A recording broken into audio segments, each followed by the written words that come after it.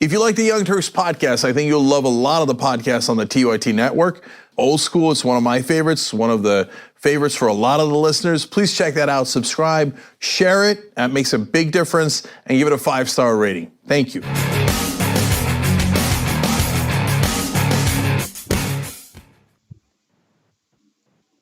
All right, welcome to the Young Turks. Anna Kasparian and Cenk Uygur with you. Okay, smooth intro by me. Okay. You're the one who wanted to bring us in, so congratulations. I know, right?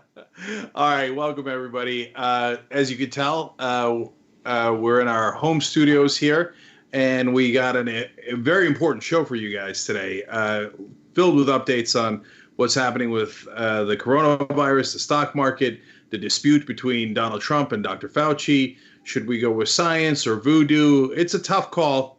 And if you're not aware, in the new schedule, for the moment being, the show is an hour, and then we do an extra half hour for the members as always. And that in that half hour, we'll be discussing Joe Biden's faux pas as he addressed the coronavirus situation and what went wrong with that address. So that's tyt.com/join to become a member. Get that last half hour.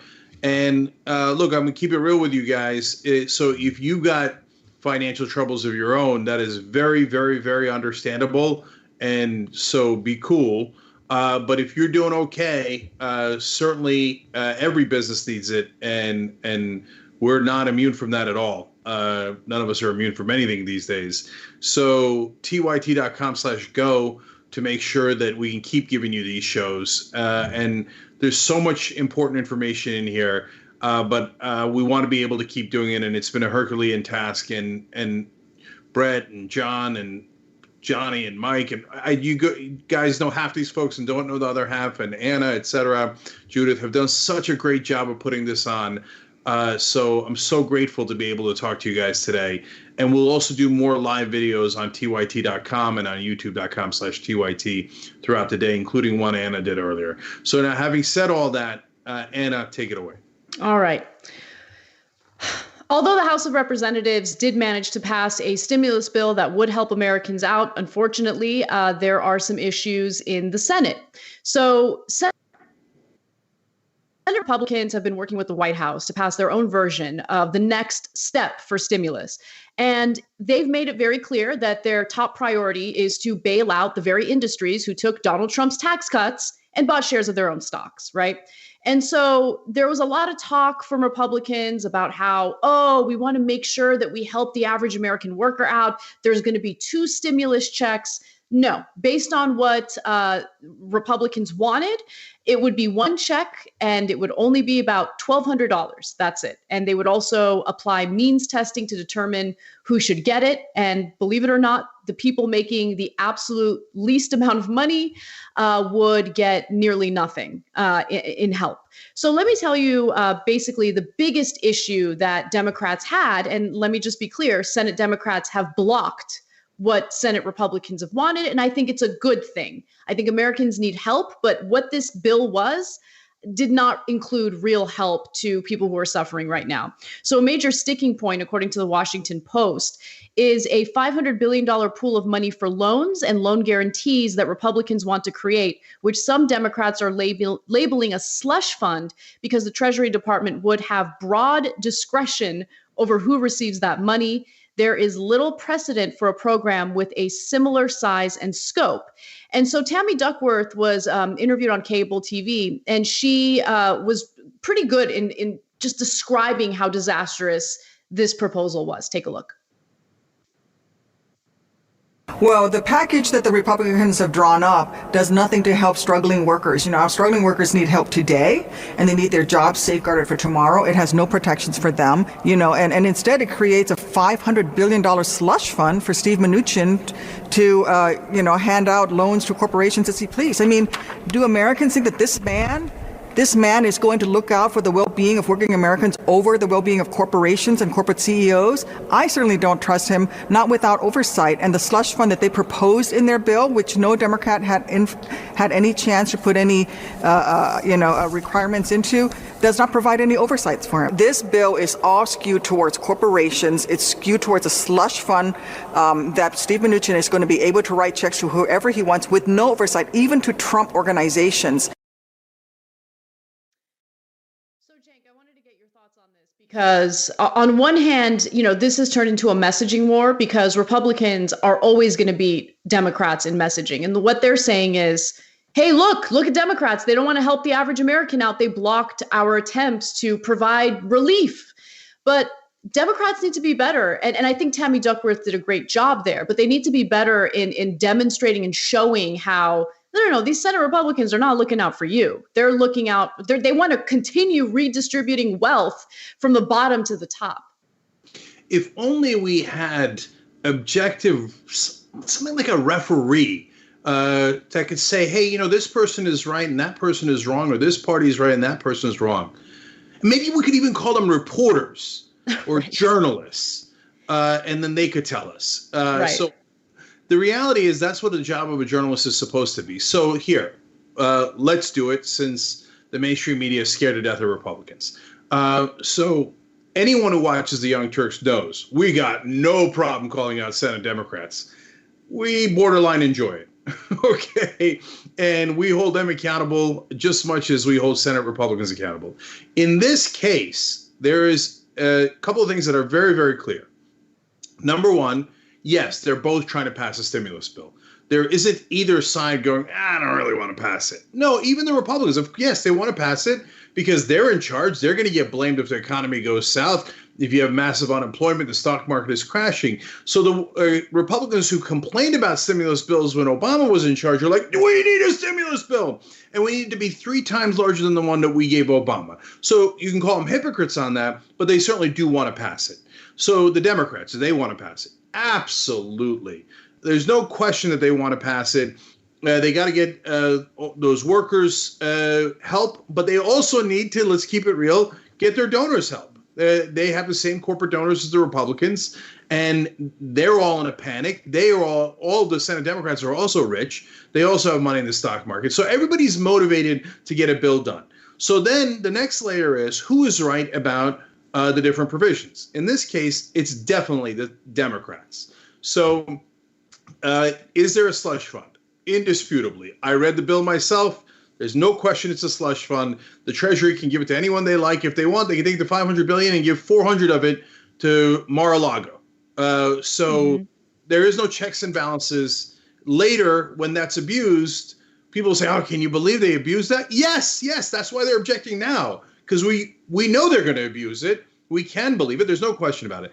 But that's not the only issue. There's so many other issues, but the second major one, which is so important, I need people to understand this, is, look, a ton of people are about to get laid off. That is not some sort of Republican trick. That's definitely true, okay? So we've got to try to find a way to protect those folks. So the Republican proposal to do that is give a blank check to the companies, and first to the largest companies, and eventually we'll figure out how to get to the small businesses, right?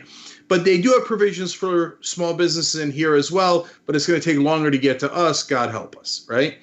But for the larger companies, let's just give them a blank check. And the Democrats, led by Elizabeth Warren in this case, are saying, no, wait a minute. If you're going to take that check, you're not allowed to use it to buy back your own stock, just to enrich your executives, and you've got to actually keep your employees. Now, if you care about the average American worker, that is very, very logical. If you do not have that protection, the executives can do whatever they want with the money. And then don't complain later, because there'll be no checks on the CEOs and no checks on the executive branch. So in this case, the Senate Democrats are definitely right to hold it up to have better protections for the average American in this bill. Yeah, I agree with you. And I agree with the decisions that they made and the fact that they decided to block this legislation on a procedural vote. One other thing to mention is even though Senate Republicans eventually did concede to Democrats when it came to the corporate stock buybacks, there still weren't protections in place to ensure that companies that took this bailout money would not then go around firing their employees. So since those protections weren't there, clearly Democrats had an issue with it. But one other thing I wanted to quickly mention is that Republicans are playing all sorts of games by trying to get other parts of their legislative agenda included in the stimulus bill. So, for instance, one of the tricks they tried to play was include a provision that would shut down abortion clinics while the coronavirus pandemic continues and while people are forced to stay at home. And so Democrats are like, no, that's not an elective surgery. Time is of the essence if someone needs to have an abortion. So we're not playing ball with that. We're not playing games with that. But Republicans are trying to include all sorts of nonsense provisions. And that is exactly what's holding things back. That's the reason why they're not having any breakthrough with this legislation. And then look, if you think, oh, well, TYT, they come from like a left perspective, let's go to conservative Democrat Joe Manchin, who even spoke out against this legislation. Take a look. The proposal that Leader McConnell from the Republican side has put forth is absolutely, totally worried about Wall Street at this time. I'm worried about the people in little rural West Virginia and all over Main Street. That's the people we're worried about. Let's make sure that our workers and these healthcare providers don't go down, because if that system goes down, I can assure you, you can't print enough money for Wall Street to rebound if the healthcare system in this country is not able to take care of the people of America. So Manchin brings up printing money there, and what he's referring to is some of the efforts by the Federal Reserve to save the stock markets. Nothing that they've done has worked so far because they've exhausted everything. I mean, they've lowered interest rates to near zero. They keep buying treasury bonds. Like, they're doing everything they can, and it's not working.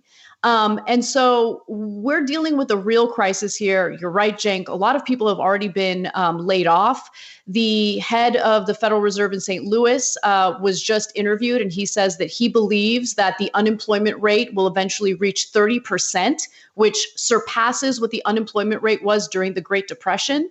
And, you know, in the meantime, we have these Senate Republicans playing games with their bailouts for these companies, but also by including all these provisions that don't need to be included, that are needlessly drawing out this process much longer than it needs to.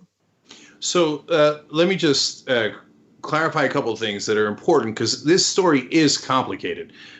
So first off, they do need to make sure that the banks don't call in the loans that businesses have. Right. So if a giant corporation has a big loan out and they now have their business dried up, whether it's a restaurant chain, even a car company, et cetera, if the bank calls in the loan, that's it. They're screwed and they're out of business. So the Fed addressing that is important and relevant. OK, and then in terms of all of the businesses, there will almost certainly be layoffs. There already are layoffs, and there will continue to be more layoffs. And even if they get money to the big size business and the small size businesses, there will still need to be some layoffs because revenue is so down for everyone. And just giving money to address the issue of employees still leaves about 40% of an average business's cost unaddressed. So there are no simple answers where we can plug and play. That's why these negotiations are taking longer, because they've got to say, okay, look, we've got to cover, the Democrats are saying we've got to cover the employees. Great. That's super important, because there's a lot of bad guy companies. You give them the money, they're just going to take it and give it to the executives and fire people anyway. But you also got to address all the companies, including the good companies, who are saying, look, if we don't get the money in now, we're screwed. And we got to lay off more and then more and then more people to try to stay in business, otherwise, or go out of business. So all those things need to be addressed as quickly as possible and in a rational manner. And we've got, when it comes to Washington, we've got a couple of different problems. Number one, there aren't a lot of rational folks there. Number two, more importantly, they all have different interests. So, and their interests vary greatly from us. We care about workers, which then affects companies, which then affects the economy. And that's a rational way of looking at it. And it affects the citizens, because that's the bottom line here, the most amount of people. But remember, especially for the Republican senators, their number one concern by a landslide is, how is this affecting my donors? Right. I'll get to the employees later. I'll get to all the other complicated factors later. But my donors just lost 30% of their money in the last week. They're not going to have enough money to give to me. I literally talked to somebody in Washington today who said one of the top concerns for politicians in Washington right now is, damn it, how am I going to raise money for my reelection? It's amazing. It's amazing. And I mean, you see it in the numbers, Cenk, because they want to appropriate $500 billion toward these bailouts. But when it comes to the stimulus checks for average Americans, they only want to appropriate half that amount, $250 billion. So, I mean, you see it in the numbers, you see it in what they're willing to like hold back relief for. And it's devastating, because if you have lawmakers represent the best interests of their donors as opposed to the best interests of everyone they're representing, well, then you're not going to get good representation. You're going to get representation for the wealthy. And that's what we're dealing with right now. So last two things here in this case, I think, or a couple of things. I think that they will come to an agreement because they have to. It'll probably be tomorrow. I hope that the Republicans don't strong arm the Democrats too much. I'm actually surprised the Democrats have lasted this long. The reason the Republicans are going with this strategy is because usually when they strong arm the Democrats and yell at them, it works. And the reporters just call it even no matter how heinous the Republicans act. And they know that they have that built-in advantage.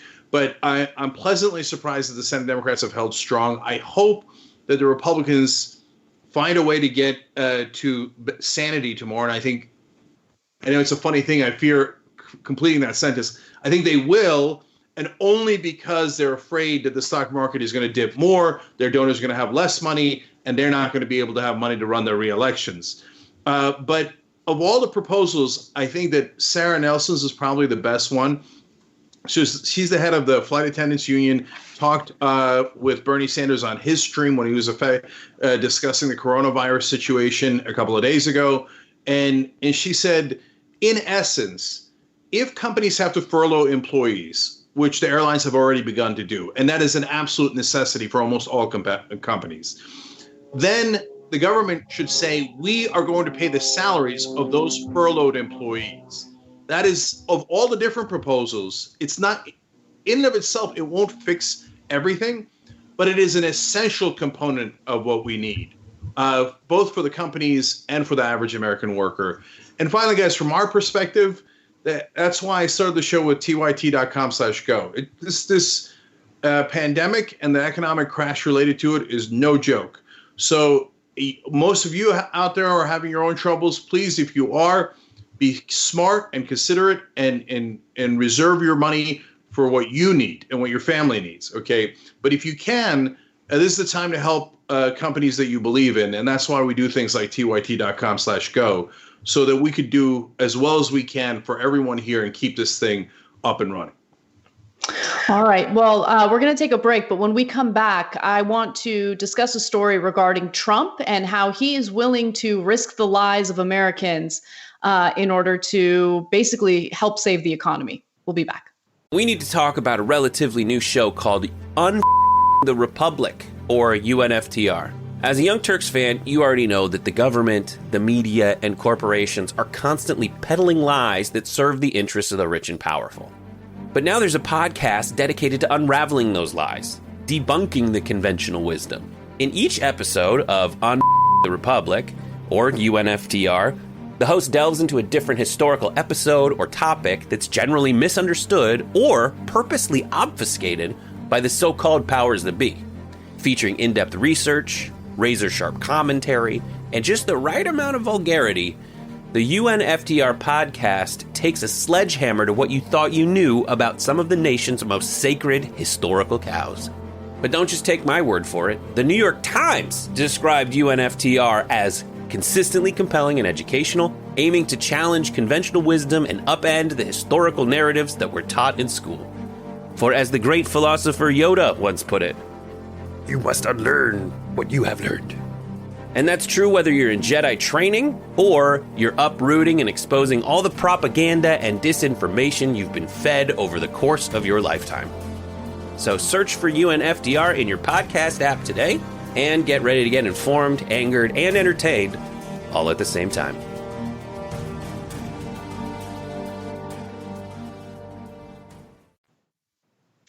All right, welcome back to the Young Turks. I guess I'm seeing us later than you are, Anna. So I'll let you do the intros from now on. But guys, we are also taking your comments as we always do. We've our crack staff, if you will, sounds weird, has figured out a way to get us your comments as well. I think is that a thing? Is a crack staff a thing? I think so, and I think it's supposed to be positive. Oh, but okay. anyway. Let me read a tweet first. Only option 2 Bernie writes in, I'm a double member, YouTube also. I'm donating extra monthly now and couldn't live without TYT. You keep me sane. Anna's fire, your humor and logic, and John and Brett is so hilarious. JR, love. Please, please donate and don't make me go without. So that is wonderful of you to say. Thank you so much. And it's tyt.com/go, of course, to donate. We were doing a contribution drive because we needed it anyway. Now, oh boy, we need it more than ever. Eric G on YouTube Super Chat points out that the Iraq and Afghanistan wars cost about $7 to $8 trillion. Last figure I saw was 6.4 trillion about 2 years ago. That's right. So when they say, well, you know, we're not sure that we have enough money for the American worker, they had trillions upon trillions of dollars to do nonsense wars. Now to our members real quick. Ruth M says, so happy to see you back, Cenk. Ruth, it's great to be back. Maybe in the members only, we'll talk a little bit more about how bad my tooth infection was. So that's a pleasant topic. tyt.com/join. Karen Ola says, so grateful to everyone at TYT. I'm right there with you. Trey Dora says, happy to see Senator Duckworth working hard. She's a great vet who's working for the people, unlike some surfing people. Mm-hmm. I like that salt. Yeah, a little bit of salt with the paprika there sprinkled in. And last one, Craig's for Bernie 2020 writes in $50 to tyt.com/go. If you need perspective and truth, stay well, TYT. Or we need your perspective and truth. Stay well, TYT. We love you. Right back at you, Craig. Love you too, brother. Thank you so much, guys. All right, a lot more show for you guys. Anna, go for it. All right. Well, let's talk a little bit more about the economy because there are some other updates that I think are important to discuss. So it looks like some of the wealthy here in this country don't believe that lives should take priority over the state of the economy. Now, as we know, the COVID-19 pandemic has led to a number of quarantines throughout the nation. A lot of blue states, including California and New York, have told their citizens, hey, you know what? You need to stay home and we need to slow the spread of this virus in order to save lives. But wealthy people are like, I don't know. This is really hurting our stock portfolios, and we need people to get back to work, even if it risks their lives.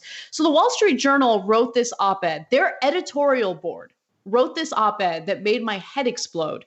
And the headline is, Rethinking the Coronavirus Shutdown, No Society Can Safeguard Public Health for Long at the Cost of Its Economic Health. And so I was like, okay, the headline is obviously attention grabbing, but is the body of the piece as bad as I think it might be? And so it's behind a paywall, but I'm going to give you a few interesting excerpts. They write, this won't be popular to read in some quarters. Gee, I wonder which quarters that'll be. But federal and state officials need to start adjusting their antivirus strategy now to avoid an economic recession that will dwarf the harm from 2008 to 2009. Even cash-rich businesses operate on a thin margin and can bleed through reserves in a month. First, they will lay off employees, and then out of necessity, they will shut down. Another month like this week, and the layoffs will be measured in millions of people. So the way that they frame it is, no, but we're just worried about people's jobs. We're just worried about people's jobs. That's what we're really concerned about. Maybe there's some degree of truth to that. But in reality, what they're concerned about is what we're seeing in the stock markets right now. The Dow dropped another 600 points before we went live today.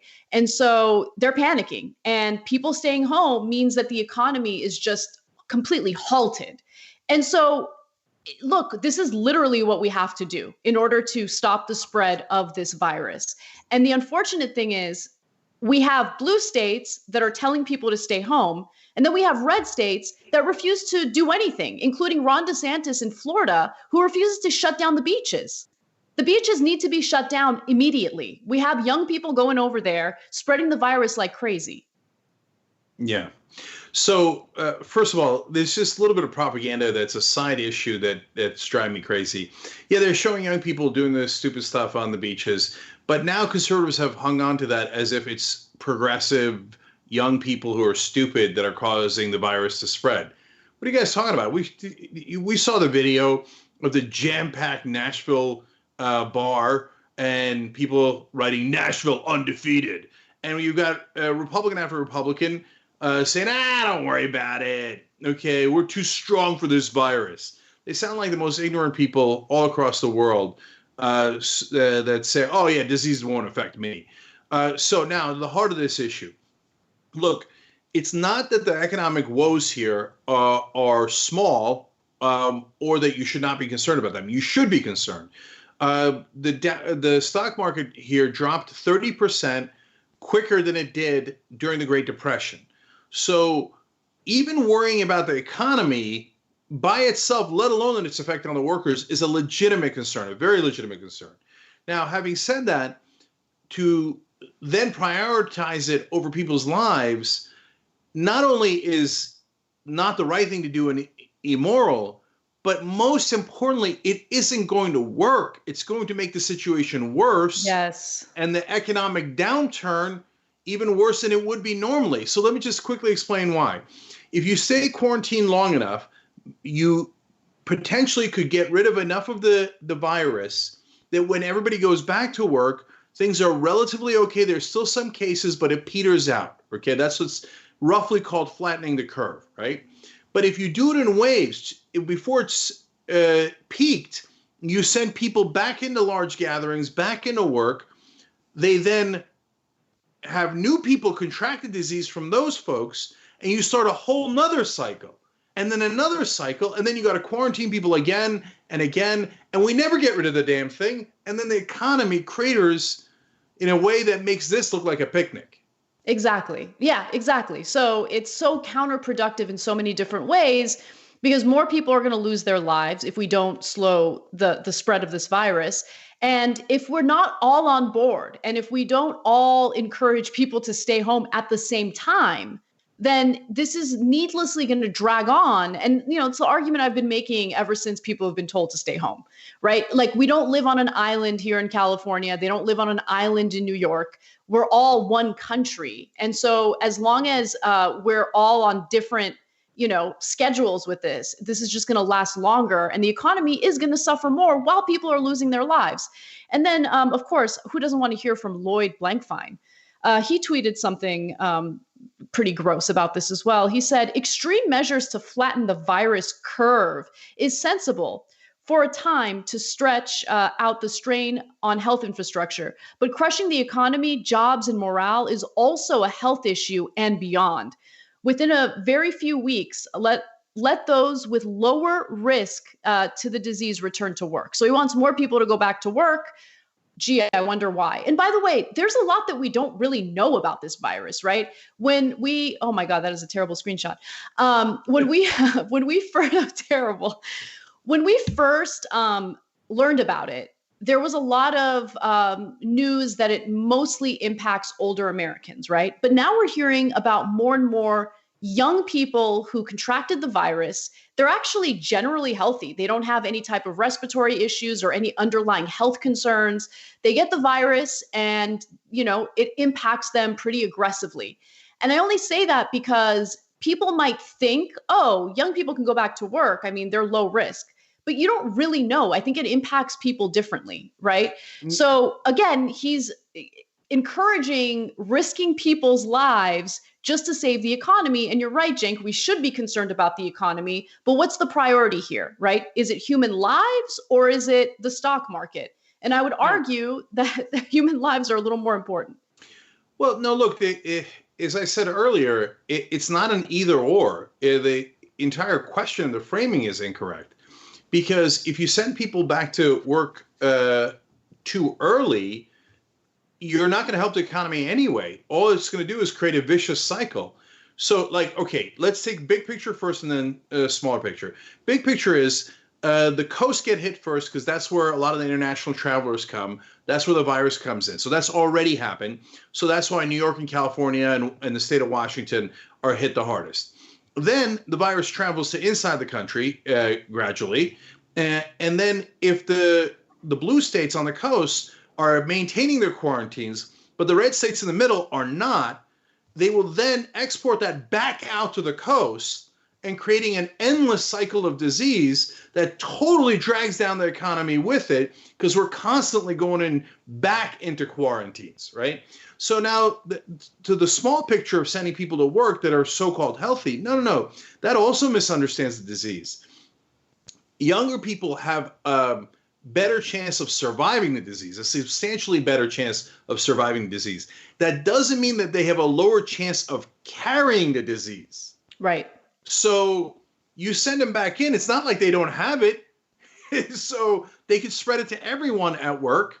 And then they go back home and then they spread it to everyone, including older Americans, etc. And there we go again, another vicious cycle. Just because they're in a panic about their wealth, they're not going to help their wealth anyway by doing this panic strategy. And you're right that even in their version where they think they will help their money, man, that is a hell of a priority there. My wealth is down 30%. If you got to get like Lloyd Blankfein, what difference does it make? Right. You're never, ever, ever going to run out of money. But I'm going to send people back to work. And lastly on that, guys, think about what that means. Like, if they say to us, hey, you can send people back into the office, we're not going to anyway until we think it's safe.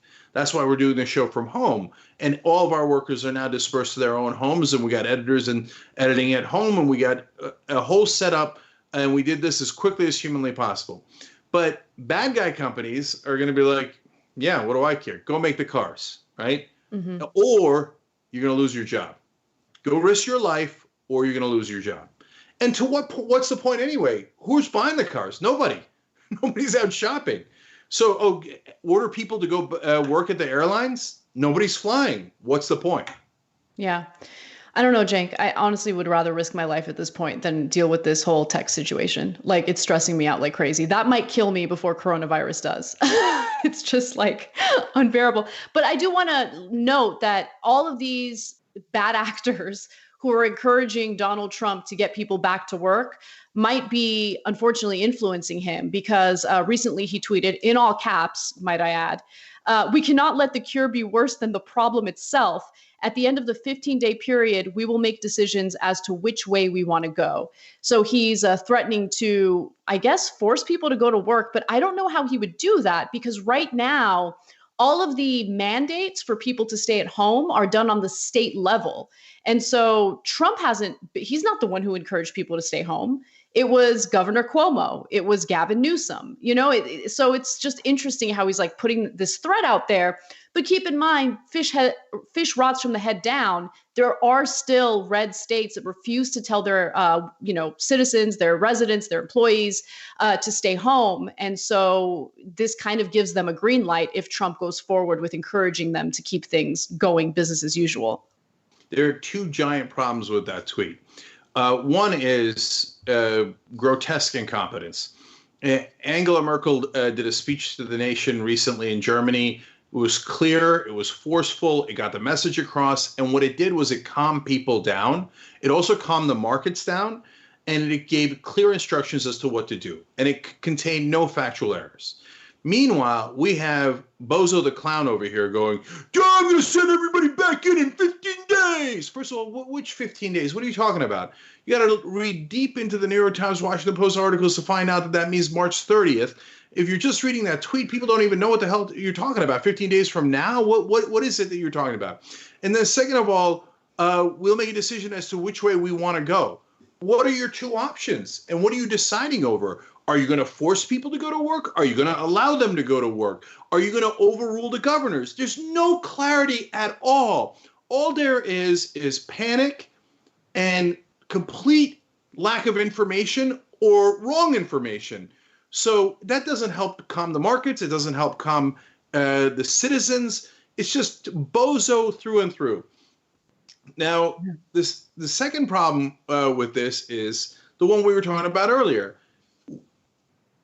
What does it mean? So are you going to make people go to work if they don't want to go to work, if their employers don't want them to come to work, if the governors don't want them to go to work? So you're going to force them to go back. You're going to force people to do what? And so the problem is that Trump has a cult, and the cult believes he is more accurate than scientists, professors, doctors, journalists, you name it. So they will believe him that it's safe 15 days from now. So they'll say, oh, no, I'm going back, whether it's work or partying or barbecues or whatever they're going to do. They'll be like, no, Trump said it was fine. Scientists are fake news. So once they do that, it's not just that they're screwed. They interact with the rest of us, so we're all screwed. All right. Well, we're going to go to break. Before we do, let me just let you guys know that we will discuss Rand Paul testing positive for COVID-19, which is a doozy of a story. And then we have lots of great stories for our post game as well. Become a member. Go to tyt.com/join. We'll be right back. At TYT, we frequently talk about all the ways that big tech companies are taking control of our online lives, constantly monitoring us and storing and selling our data. But that doesn't mean we have to let them. It's possible to stay anonymous online and hide your data from the prying eyes of big tech. And one of the best ways is with ExpressVPN. ExpressVPN hides your IP address, making your activity more difficult to trace and sell to advertisers. ExpressVPN also encrypts 100% of your network data to protect you from eavesdroppers and cyber criminals. And it's also easy to install. A single mouse click protects all your devices. But listen, guys, this is important. ExpressVPN is rated #1 by CNET and Wired magazine. So take back control of your life online and secure your data with a top VPN solution available, ExpressVPN. And if you go to expressvpn.com/TYT, you can get 3 extra months for free with this exclusive link just for TYT fans. That's expressvpn.com/TYT. Check it out today. We hope you're enjoying this free clip from the Young Turks. If you want to get the whole show and more exclusive content while supporting independent media, become a member at tyt.com/join today. In the meantime, enjoy this free segment. Welcome back. All right. That one I saw. Okay. I saw when we were back. All right. So, guys, let me read some member comments as usual. Quickly, very quickly. Yes. Gabby Marita says, I can hear Charlie barking in the background. I think that's a clear sign that we need to see him in the post game. Oh, you will see him in the post game. I need to have him in here, to keep me calm. TYT.com/join to become a member. J.M. Frazier says, cash-rich businesses can burn through reserves in a month. Oh, no, I wonder what that's like. Wake TF up, rich folks in Wall Street Journal. Some of us have been living paycheck to paycheck and wondering how we'll make it to the end of the month for years now. That's the point that I wanted to make. I made that point during the production meeting today, to be fair to me. To be fair to you. Yeah. Kendra with an H says, you know what's really bad for the economy? Everyone being dead. Stay home, and any corporation that tries to force people back to work too early needs to be publicly shamed and boycotted. And last one's also a great point. Dancing Crone says, I hope this will bring us together, but I can't help but wonder if states will start closing their borders to other states, especially along a blue-red split. Oh, no. I hadn't thought of that. That's devastating and now on the board. So, I mean, living in a blue state, maybe that's not such a bad idea. Here we go. And now it's begun. No, but here's the thing. Here's the thing. We're suffering the consequences of staying home, right? Like, I'm feeling it every day. And so we're taking the hit. And then in these red states, they're not doing the responsible thing to like stop the spread of this virus. Like anyway. But They're not. Well, we need to keep our states safe. That's all I'm saying. Okay. But Anna, you're not getting it. Nashville's undefeated. Yeah. Okay. All right. Well, let's get on to our next story. All right. So Senator Rand Paul is the first U.S. lawmaker, first senator specifically, to test positive for COVID-19. And this is a bit of a disaster considering the activities he was involved in on the very day he announced that he tested positive for COVID-19. Now, via tweet, he wrote, or someone from his team wrote, Senator Rand Paul has tested positive for COVID-19. He's feeling fine and is in quarantine. He is asymptomatic and was tested out of an abundance of caution due to his extensive travel and events. He was not aware of any direct contact with any infected person. Now, here's where one of the bigger issues is, because when you talk about coronavirus, when you talk about COVID-19, you got to think about how it spreads. It's a very easy to spread virus, right? And we found out that on March 15th, Rand Paul learned that two individuals at an event he attended in Kentucky, Speed Arts Museum's March 7th speedball event, sounds fun, tested positive for coronavirus. Paul hadn't interacted with them, but he got the test 6 or 7 days ago, a source said. And after thinking about the particular vulnerability of those with respiratory and lung issues. Okay, so Rand Paul became the first senator to announce that he tested positive for COVID-19 after working out with fellow lawmakers in the Senate gym only that morning. That's what the issue is. So you have a number of senators right now who are like in that gym with him. They're trying not to make it seem like they're panicking, but just watch this video of Mitt Romney and let me know if it seems like he's panicking. Very, very unhappy to hear that Rand Paul has been diagnosed with COVID-19. Wish him the very best. He's compromised given health conditions he's had in the past, and so we'll be praying for him and thinking about him. And of course, all the senators are going to seek medical advice as to what action we should take to make sure that we don't in any way spread this virus ourselves. You were all in the lunch together on Friday. Yes, we were in lunch together with Rand, and hope he's doing very well. But we have to determine whether any of us should self-quarantine as a result of being in the same room. So a number of senators are going to self-quarantine as a result of this. And I think that's the smart thing to do.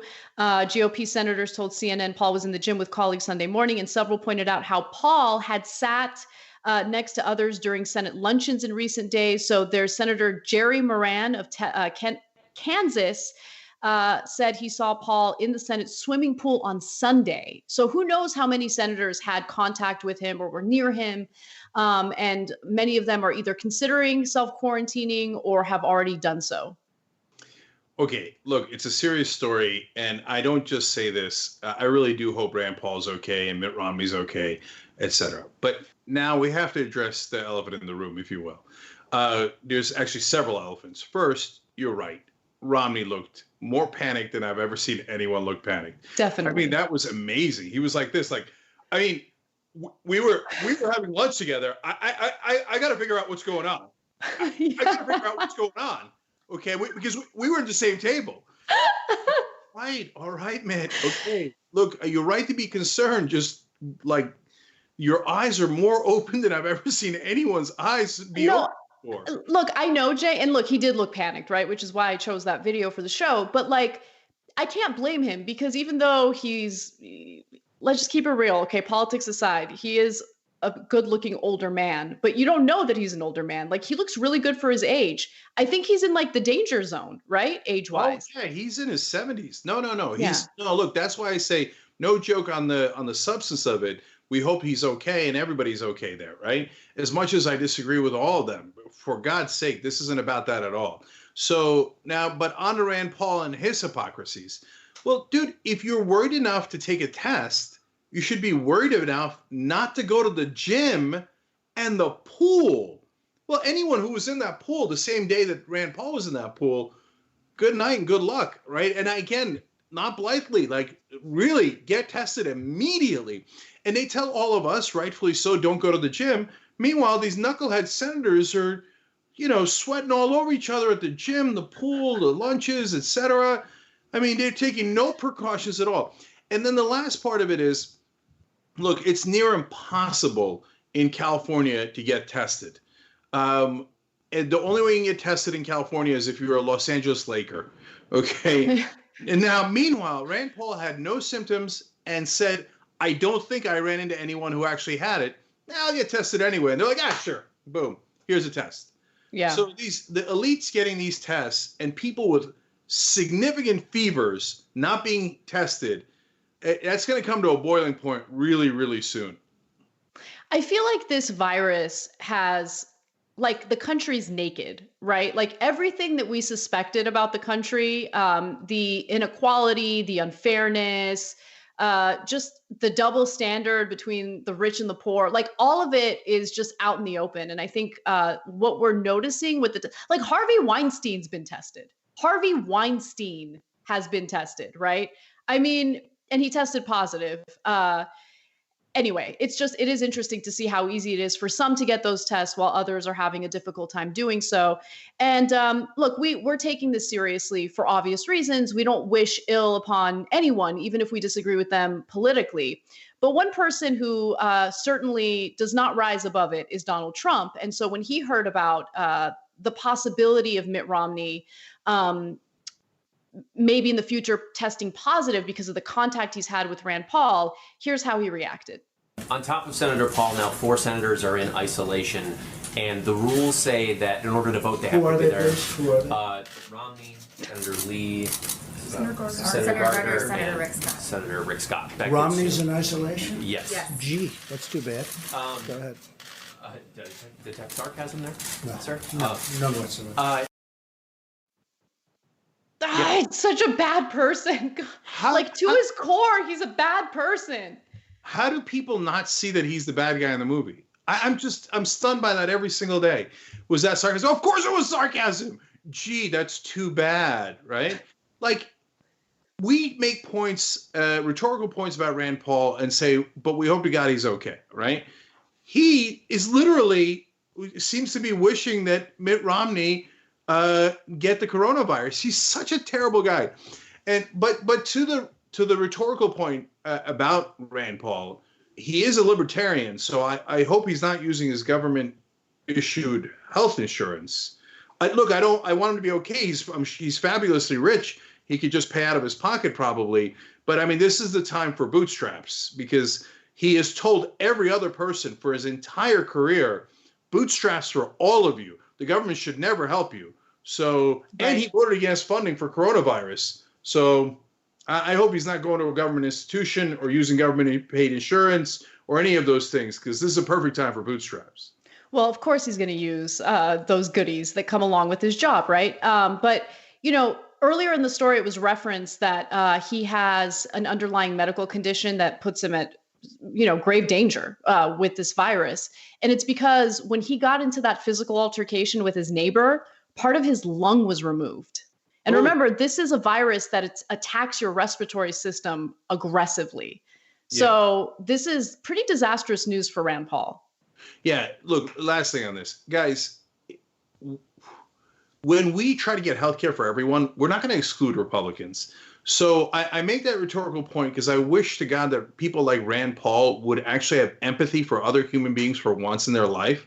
Having said that, should Rand Paul use his government paid for health insurance because he's a senator? Of course he should. And of course he should use everything that the government has to offer for anyone who gets sick, because we don't want him to die. And that's why there are no libertarians in pandemic foxholes. So when there's a pandemic, everybody becomes a socialist overnight. Mm-hmm. And so does Rand Paul, and that's okay, because we want him to be safe. But when he comes out of it, will he have any empathy for any other human being out there? I think we know how that's going to end up. All right, well, let's go to our last story. So, while Donald Trump is considering forcing Americans to go back to work in order to so-called save the economy, fact of the matter is we don't even know the level of, or like the extent to which people have already contracted the coronavirus, because testing isn't available.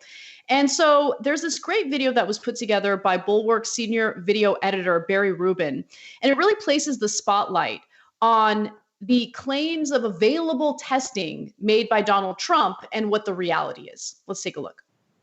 Well, we're testing everybody that we need to test. We're finding very little problem. And I'm very concerned because we don't have enough testing kits. It's very likely that there are a lot more people in the U.S. who have coronavirus, but we're just not testing for it. We'll have over 1 million tests in the field today, about 1.5 million test kits going out as we speak. That by the end of the week, they should be able to get out about 75,000 tests. You had mentioned 4 million tests before. 4 million. By the end of the week, hopefully. Anybody that needs a test gets a test. They're there. They have the test. The idea of anybody getting it, we're not set up for that.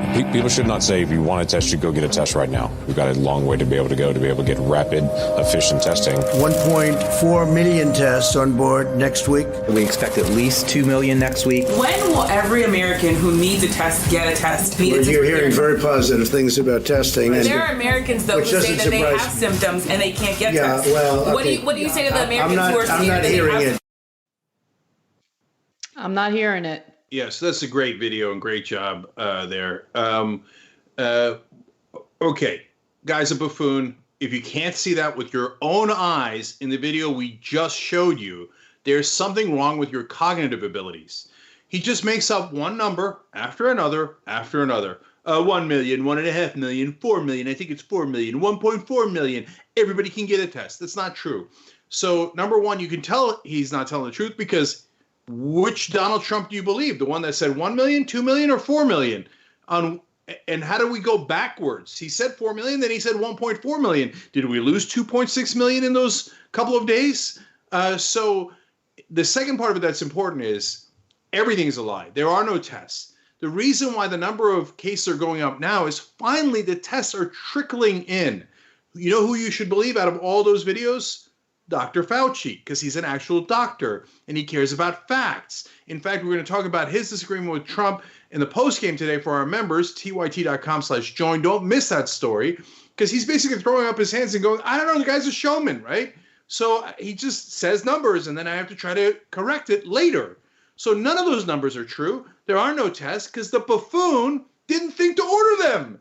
I don't know if it's because he wanted Jared Kushner to make more money from his brother's testing company, or more importantly, or maybe more accurately, based on the reporting, there seems to be very, very legitimate reporting. There's reporting on both, but more accurate reporting on, or detailed reporting on, him not wanting more tests so that people think there isn't that many cases, so the stock market doesn't go down and his reelection chances are better off. That's why he makes up lie after lie after lie. This is not a leader. It's an orange buffoon, used car salesman in above his head. Yeah, absolutely. And just to give everyone, an accurate number in case they come across this type of misinformation in the future, the truth is, as the number of tests promised increased upwards of 2 million, the tests administered across the country as of March 20th remained under 200,000. So we're still having issues with testing. And I also want to remind everyone that governors are having trouble obtaining the medical supplies that they need. And remember, Donald Trump is the one who told them in a call, if you need to get these medical supplies, go out there, get them yourself. It's probably going to be easier and faster that way. And of course, that turned out to be a complete disaster, right? And look, guys, what is the point of having a federal government? The federal government is meant for what we're experiencing right now. And unfortunately, it's being run by an incompetent buffoon who only cares about himself. Everything he does is based on his own self-interest and what he needs to do in order to get reelected. And what's really devastating, Cenk, is that, based on his approval rating from last week, he's at 55%. 55% of Americans are happy with the way that he's dealt with coronavirus, which is just mind-blowing to me. All right, our post-game is next. You don't want to miss it. We're going to talk about Dr. Anthony Fauci and how he's been contradicting Trump. What does that mean? We have that story for you and more. For everyone else, have a great night. Thanks for listening to the full episode of the Young Turks. Support our work, listen ad-free, access members-only bonus content, and more by subscribing to Apple Podcasts at apple.co/TYT. I'm your host, Cenk Uygur, and I'll see you soon.